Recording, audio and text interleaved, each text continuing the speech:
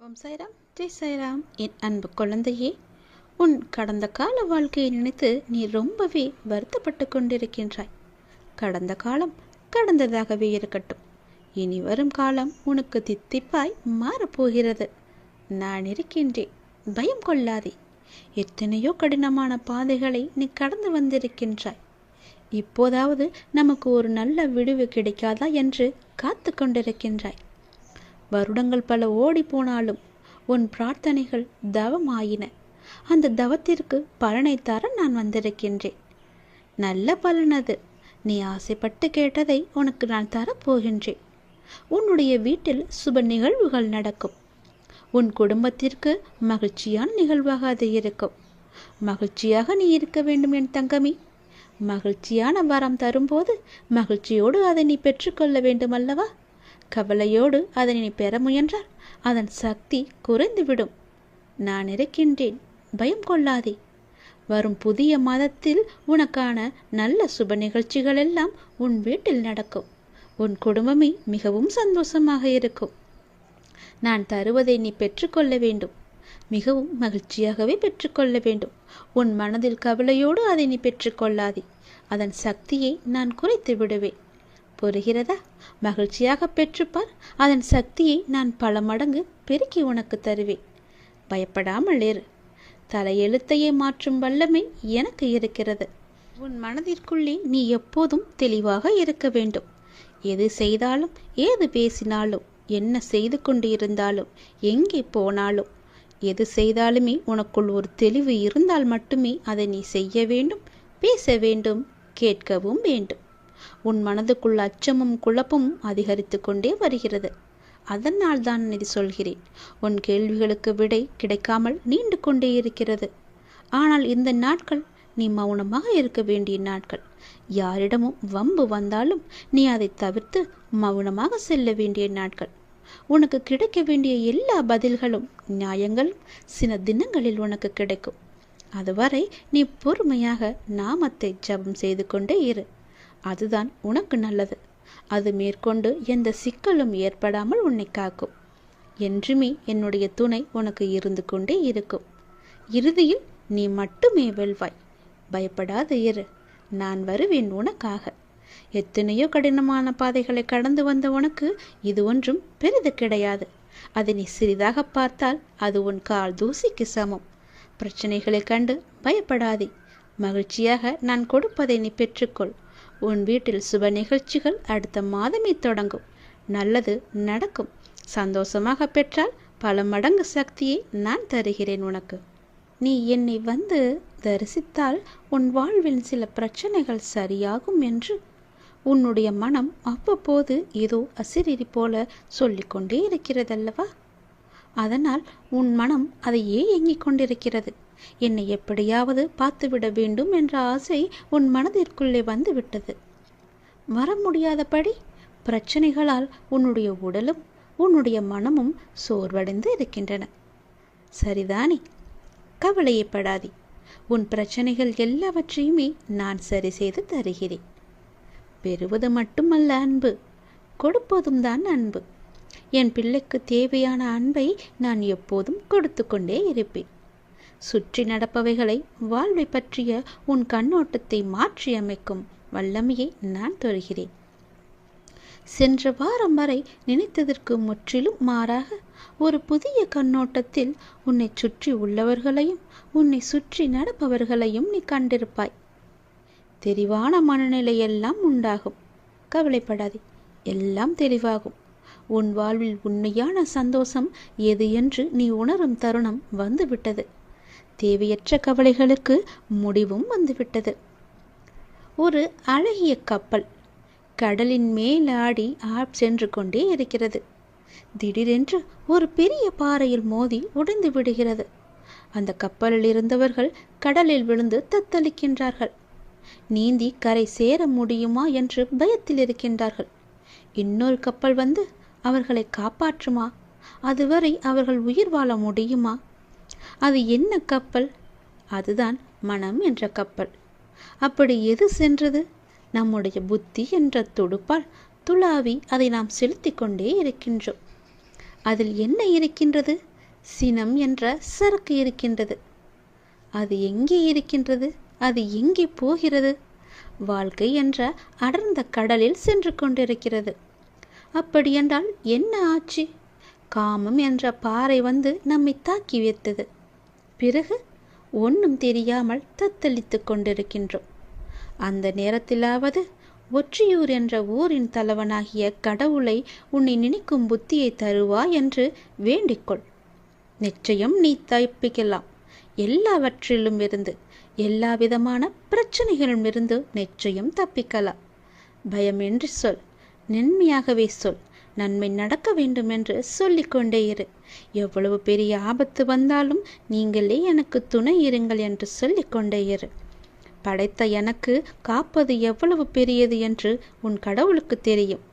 அவரும் கர்வம் கொண்டு இருக்கின்றார். படைத்தது நான் தானே, உன்னை காப்பாற்ற மாட்டேனா என்று. உனக்கு வழித்துணையாக நானே வருவேன். உன்னுடைய வழித்துணைவன் நான்.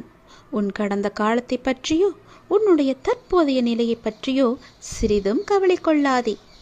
காலங்கள் மாறும், நான் அதை நிச்சயம் மாற்றுவேன். உன்னுடைய வாழ்வில் நீ நினைத்தும் பார்க்காத வளமான வாழ்வை நான் உன்னை வாழ வைப்பேன். உனக்கு தந்தருவேன். நீ கடக்கும் பாதைகள் யாவுமே உன்னுடைய வாழ்வை மேன்மைப்படுத்துவே என்பதை நம்பு. நான் இருக்கின்றேன், என்றுமே இருந்து கொண்டே இருப்பேன். என்றும் உன் வாழ்வின் வழித்துணையாக நான் வந்து கொண்டே இருப்பேன். நம்பிக்கை கொள். கடல் நீரை போன்று உன் அன்பு என்னிடத்தில் இருக்கும்போது உன்னை என்னிடமிருந்து யாராலும் எப்போதும் பிரித்துவிட முடியாது. ஏன் கலங்கிக் கொண்டிருக்கின்றாய்? உன்னை காக்க நான் இருக்கின்றேனே. என்னுடைய நாமம் உன் நாவில் இருக்கும்போது உன்னை யார் என்ன செய்துவிட முடியும்? உனக்குள் இருக்கும் மனம் குழப்பம் எல்லாம் நான் நன்கு அறிந்து வைத்திருக்கின்றேன். அதை தீர்க்க வேண்டாமா? ஏன் அவசரப்படுகின்றாய்? அதற்கு நீ தீர்வை தானே தேடிக்கொண்டிருக்கின்றாய். அந்த தீர்வை நான் தரமாட்டேன் என்று என் மீது நம்பிக்கை இழக்கின்றாயா? பொறுமைக்கொள், நம்பிக்கை இழக்காதே. என்னை சரணடைந்த உன்னை நான் கவலைப்பட செய்ய விட மாட்டேன். அப்படி கவலைப்பட செய்யும் விஷயங்களிலிருந்து நிச்சயம் மீட்டெடுப்பேன் என்று நீ நம்பு. தைரியமாக இரு. நம்பிக்கையை ஒரு நாளும் இழந்து விடாதே. உனக்கு துணையாக நான் வந்து கொண்டே இருப்பேன். முன்னால் பார்த்தாலும் பின்னால் பார்த்தாலும் அருகருகே பார்த்தாலும் நான் வந்து கொண்டே இருப்பேன். நீ யார் என்பதை மீண்டும் அனைவருக்கும் நான் புரிய வைப்பேன். சின்ன சின்ன குழப்பங்கள் வரும், ஆனாலும் உன்னை நான் மீட்டு நீ செல்ல வேண்டிய சரியான பாதை எது என்று அறிந்து அந்த பாதையில் உன்னை வழிநடத்தி அழைத்துச் செல்வேன். உனக்கு துணையாக நான் வருவேன். நிச்சயம் நல்லது மட்டுமே செய்வேன். என்னுடைய நாமத்தை நீ உச்சரித்து கொண்டே இரு. எல்லாம் தானாகவே சரியாகும். மனதை நீ கட்டுப்படுத்தாவிட்டால் கவலைகள் கட்டுக்கடங்காமல் வந்து கொண்டே இருக்கும். பெரும்பாலான உன்னுடைய கவலைகளுக்கு உன்னுடைய மனம் மட்டும்தான் முக்கிய காரணம். எத்தனை மகிழ்ச்சியாக நீ இருந்தாலும் நீ வாழ்வில் தேடி தேடி தேர்த்து கொள்ளும் நபர்களாலேயே முடிவில் உனக்கு கவலையே மிஞ்சுகிறது. கவலைக்கும் தள்ளப்படுகிறாய். எங்கே போனது உன்னுடைய மகிழ்ச்சி? உன்னிடம் இருந்த உன் மகிழ்ச்சி எப்படி மற்றவர்களின் செய்கையால் மறைந்து போகிறது? எல்லாம் உன் மனம் படுத்தும் பாடுதான். அந்த போக்கிற்கு செல்லாதே. நீ மகிழ்ச்சியாக இருக்க விரும்பினால் யார் எதை செய்தாலும் அதை உள்வாங்கி கவலைப்படாமல் நீ நீயாக இரு. அதுதான் உன் வாழ்க்கையை மென்மேலும் உயர்த்தி கொண்டு இருக்கும். அதுதான் உன்னை மேலும் உயர்த்தும் என்பதை நம்பினால் நிச்சயம் நான் சொல்வதை செய்வாய். நேற்று என்னிடம் வைத்த பிரார்த்தனை நிறைவேறப் போகிறது. எவ்வித கஷ்டங்கள் வந்தாலும் கவலைப்படாமல் பொறுமையாக உன்னுடைய வேலையை பார். கஷ்டங்களை எல்லாவற்றையுமே நான் தவிடு பொடியாக ஆக்கிவிடுகிறேன். வாழ்க்கையில் உனக்கான காலம் நெருங்கி வந்து கொண்டிருக்கிறது. எனக்கு நிறைவான வாழ்க்கை அமையும் பாக்கியம் இருக்கிறதா என்று ஏக்கத்துடன் என்னிடம் கேட்கிறாய் அல்லவா? உன் தந்தை, உன் அப்பா, உன் சாயப்பா உன்னை கண்டு கொள்ளவில்லை என்று நினைத்து கொண்டுதானே என்னிடம் நீ கோரிக்கையாய் வைத்து கொண்டிருக்கிறாய். உனக்கானது என்பது இனிமேல் நீ கேட்டு கிடைப்பது என்பதை விட உனக்கான என் அன்பாய், அரவணைப்பாய், ஆசீர்வாதங்களாய் நான் உனக்கு அளிக்கிறேன். ஆரோக்கியமான வாழ்க்கையும் உனக்கு கொடுக்கிறேன். எல்லா விதமான மங்களங்களையும் சுபிச்சக்களையும் நான் உனக்கு தருகிறேன். இந்த குருவின் ஆசீர்வாதங்களோடு நீ நிறைவாக வாழப்போகிறாய். இது சத்தியம். நீ கேட்டியது எல்லாமே கிடைக்கப் போகிறது. உன்னுடைய வாழ்க்கையே போர்க்களம் போல் காட்சி அளிக்கின்றது. விடுகின்ற விடியல் காலை என்று தெரிந்தும் உன்னுடைய மனம் வேதனையுடன் இது என் வாழ்க்கைக்கான விடியலா என்ற தெளிவு இல்லாமலேயே மரத்து போன மரக்கட்டையாய் மனித வடிவில் உள்ளேனே என்ற ஏமாற்றங்களுடன் நீ வாழ்ந்து கொண்டிருக்கிறாய்.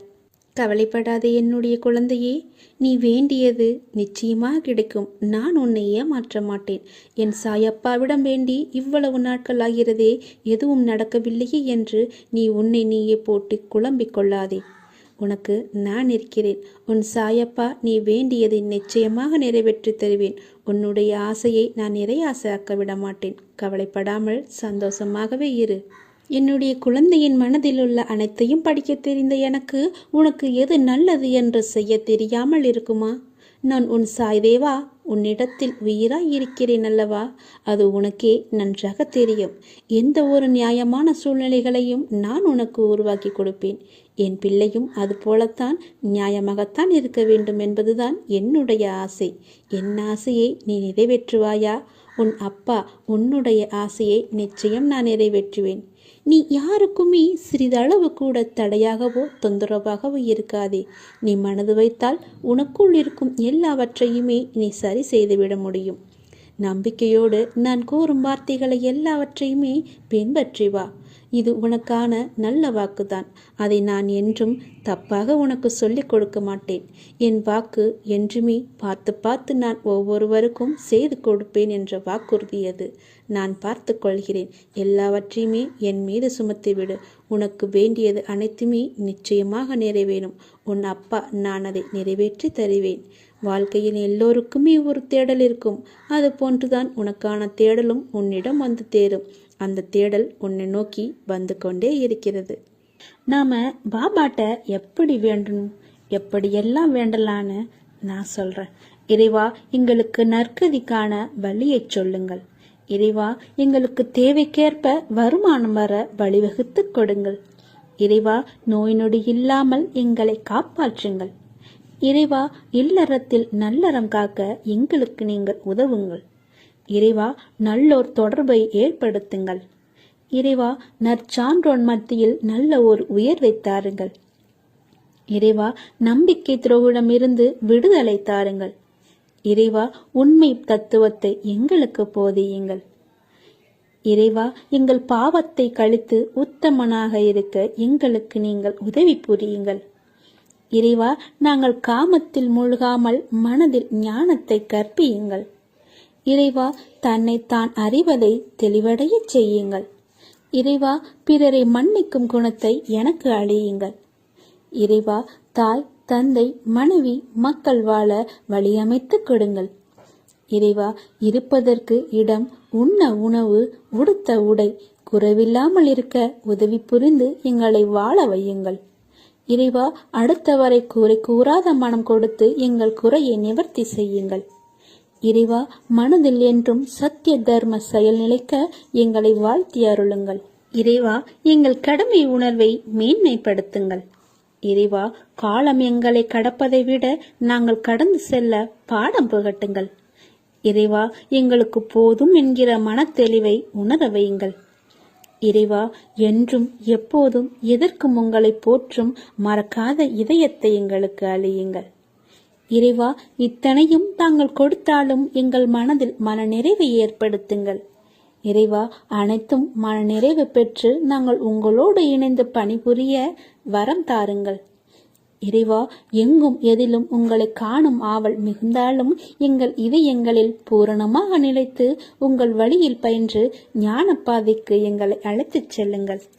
இறைவா, எனக்கு ஏற்ற என் படிப்புக்கேற்ற வேலையை தாருங்கள். இறைவா, நான் ஆசைப்பட்ட மாதிரி புது வீட்டில் குடியேற எனக்கு வரம் தாருங்கள். நான் கண்ட கனவுப்படி என் வாழ்க்கை அமைய வேண்டும்.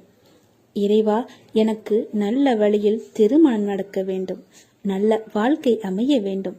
இறைவா, இவற்றையெல்லாம் எங்களுக்கு தந்து உங்களுடன் எங்கள் மீது நம்பிக்கையை மேம்படுத்துங்கள் இறைவா என்று சாயிடம் நீங்கள் நல்லபடியாக வேண்டி உங்கள் வாழ்வை மென்மேலும் வளர்த்துக் கொள்ளுங்கள். சாய் மீது நம்பிக்கை வைத்தால் மட்டுமே இது எல்லாம் வாழ்வில் நடக்கும். நீ நிச்சயம் முன்னேறுவாய். உன் மனதில் எதிர்காலத்தை பற்றிய பயம் இருந்தால் அதை தூக்கி எறிந்துவிடு. உன் வாழ்வை நான் ஒளிர செய்கிறேன். உனக்காக நான் இருக்கிறேன். துன்பத்தைக் கண்டு களைத்து விட்டேன், எழுந்து நிற்க முடியவில்லை என்று தோல்விக்கு நீயே உன்னை அழைத்துச் செல்கிறாயே. ஏன், எதற்காக அப்படி செய்கிறாய்? உன்னால் முடிந்த அளவு போராடு என்று நான் கூற மாட்டேன். உன் மனம் திட்டமிட்ட லட்சியத்தை முடிக்கும் வரை போராடு என்கிறேன். தற்போதைய துன்பத்தை நினைத்து உனக்கான வருங்காலம் பொக்கிஷமாய் அமையப் போகிறது என்ற ஒன்றை மட்டும் உன் மனதில் நிறுத்திக்கொள். எல்லாம் நன்மைக்கே. விரைவில் புதிய அத்தியாயம் உன் வாழ்வில் நடைபெறும். காத்துக்கொண்டு இரு. உனக்கு பிடித்த ஒன்றை நான் தரப்போகிறேன். உன்னை கேலியாக பேசுகிறார்கள், உனக்கான மரியாதை கொடுக்கவில்லை என்று நீ வருந்துகிறாய். எல்லாவற்றிற்கும் நிச்சயம் காலம் பதில் சொல்லும். உன்னுடன் நான் இருக்கிறேன். உன்னை ஒருபோதும் நான் தாழ்ந்து போகும்படியோ கை ஏந்தவோ நான் விட மாட்டேன். இது என்னுடைய வாக்கு. வாழ்க்கையில் இன்னும் எத்தனை நாட்கள் நீ மெழுகுவர்த்தியாய் இருக்க போகிறாய்? மற்றவர்களுக்காக மட்டுமே நீ கரைகிறாயே. உன் வழிகள் உனக்கு பெரிதாக தெரியவில்லையா? நீ உன்னை அந்த நிலைக்கு ஆக்கியவர்களிடம் மீண்டும் அதே போல நீ பேசி பழகுகிறாயே. அவர்கள் உன்னை காயப்படுத்தினாலும் அவர்களுக்காக பாவப்படுகிறாய். உன் அன்பு அவ்வளவு வலிமை வாய்ந்தது என்பதை அவர்கள் உணரவில்லை. உண்மையை நீ உணர்ந்தால் நிச்சயம் உன்னை நான் அலட்சியப்படுத்தி இருக்க மாட்டார்கள். அடிமேல் அடிபட்டு இன்று உன் மனம் தாங்கும் சக்தியை எல்லாம் இழந்துவிட்டது. ஒட்டுமொத்த வழியும் இன்று ஒரே இடத்தில் சங்கமித்து உன்னை ரணப்படுத்தி உனக்காக நீ வாழும் நேரங்களை நிராகரிக்கச் செய்கிறது. அவர்களுக்காக அவ்வளவு யோசிக்கிறாய். கொஞ்சம் உனக்காக யோசி. நீ அன்பு கொண்டவர்கள் உன்னை காயப்படுத்தி விட்டார்கள் என்று உன் மனதை ரணப்படுத்திக் கொண்டிருக்கிறாய். ஆனால் என் பிள்ளை, நீ உன் ரணங்களை பார்த்து என் மனம் வெந்து போகிறது. கர்ம வினைகள் ஒருவருடைய வாழ்க்கையில் அவர்களை மட்டுமே வைத்து நடக்க வைப்பது இல்லை. அதை நீ அனுபவிக்க வேண்டும் என்றால் இன்னொருவர் மூலம் கூட நடக்கும்.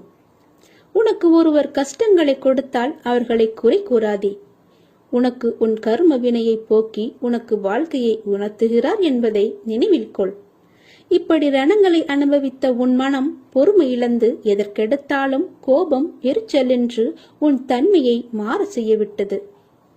அதை சரி செய்ய உனக்காக நான் உள்ளேன். உன் தன்மை என்றும் மாறாது. நீயாக நிம்மதியான சூழ்நிலையில் வாழ வைப்பேன். இது என்னுடைய சத்திய வாக்கு. என் குழந்தையின் வாக்கை காப்பாற்ற நான் அதை நிச்சயம் செய்வேன். ஒன்றை மட்டும் நினைவில் வைத்துக்கொள். வெளிச்சம் இருக்கும் மெழுகுவர்த்தியை ஏற்றினால் அதற்கு அந்த இடத்தில் மதிப்பு இல்லை. வீணாக அது தன்னையே உருக்கிக் கொள்ளும்.